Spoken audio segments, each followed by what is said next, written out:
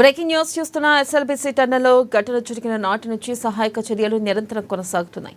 ప్రస్తుతం ఈ rescue operation చివరి దశకు చేరుకుంది. ఇప్పటివరకు 59 రోజులుగా సహాయక చర్యలు నిరాటంకంగా కొనసాగుతున్నాయి.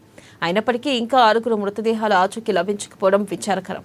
టన్నెల్లో పేరుకుపోయిన మట్టి, టీపీఎం శకలాలను కన్వేయర్ బెల్ట్ ద్వారా సురక్షితంగా బయటికి తరలిస్తూ రెస్క్యూ బృందాలు శ్రమించుతున్నాయి.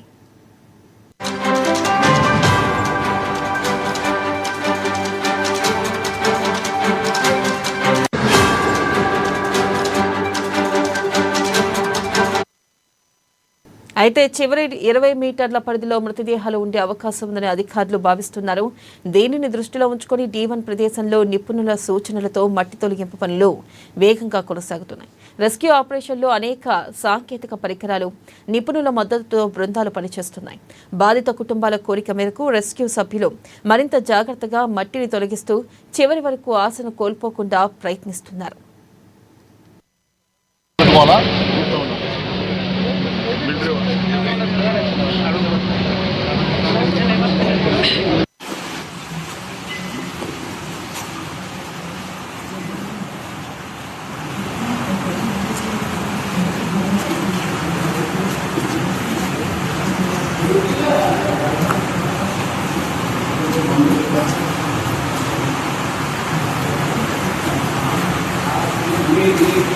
अनुकूल आगे बढ़ाओ, अनुकूल चाहिए, अनुकूल पकड़ो।